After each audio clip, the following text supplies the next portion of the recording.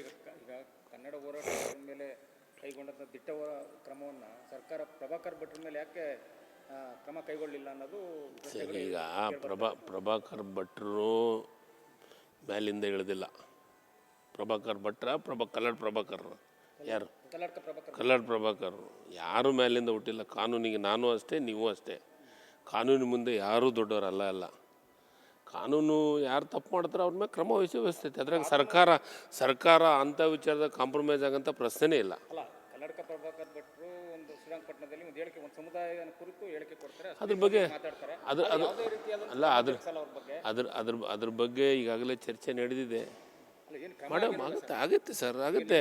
ನೀಗ ಒಂದು 4 ದಿವಸ ತಡ ಆಗ್ಬೋದು, ಕ್ರಮ ಅಂತೂ ಆಗುತ್ತೆ. ನಮ್ಮ ಸನ್ಮಾನ್ಯ ಸಿದ್ದರಾಮಯ್ಯನವ್ರ ಸರ್ಕಾರದೊಳಗೆ, ಕಾಂಗ್ರೆಸ್ ಪಕ್ಷದ ಸರ್ಕಾರದೊಳಗೆ ಯಾರೂ ದೊಡ್ಡವರಲ್ಲ, ಯಾರನ್ನೂ ಪೋಷಣೆ ಪಾಲನೆ ಮಾಡೋಂಥ ಪ್ರಶ್ನೆ ಇಲ್ಲ ಸರ್. ಈಗ ಒಂದು ಕಡೆ ಡಿ.ಕೆ. ಶಿವಕುಮಾರ್ ಅವರ ಪ್ರಕರಣವನ್ನು ಸರ್ಕಾರ ವಾಪಸ್ ಪಡೆದಿದೆ, ಆದರೂ ಕೂಡ ಈಗ ಸದ್ಯಕ್ಕೆ ಅವ್ರಿಗೆ ಈಗ ಸಿಬಿಐ ನೋಟಿಸ್ ಕೊಟ್ಟಿದೆ.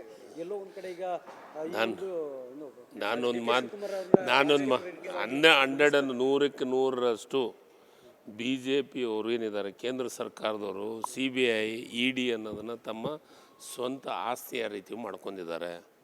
ಅದಕ್ಕೆ ಈಗ ಅದನ್ನು ವಾಪಸ್ ತೊಗೊಂಡ್ಮೇಲೆ ಏನಿದೆ, ಅವ್ರು ನೋಟಿಸ್ ಕೊಡೋಂಥದ್ದು ಏನಿದೆ, ಅದು ಕಾನೂನುಬದ್ಧವಾಗಿ ತೊಗೊಂಡಿದ್ದೀವಿ. ಯಾಕಂದರೆ ಒಬ್ಬ ಶಾಸಕರಾದ ಮೇಲೆ ಅವ್ರ ಬಗ್ಗೆ ಏನಾದರೂ ಒಂದು ಕ್ರಮ ವಹಿಸ್ಬೇಕಂತಂದರೆ ಸ್ಪೀಕರ್ ಪರ್ಮಿಷನ್ ಬೇಕು. ಅದೆಲ್ಲ ಇದೆ. ನಾವೇ ಕ್ಯಾಬಿನೆಟ್ನಾಗ ಇದ್ವಿ, ಆ ಕ್ಯಾಬಿನೆಟ್ನಾಗ ಎಲ್ಲ ಸಬ್ಜೆಕ್ಟ್ಗಳು ತೊಗೊಂಡಿದ್ದೀವಿ. ಯಾವುದೂ ಇರಲಾರ್ದನ್ನು ಮಾಡಿದ್ದಾರೆ. ಅಂದರೆ ದ್ವೇಷದ ರಾಜಕಾರಣ BJP ಅವ್ರು ಮಾಡ್ತಾರೆ.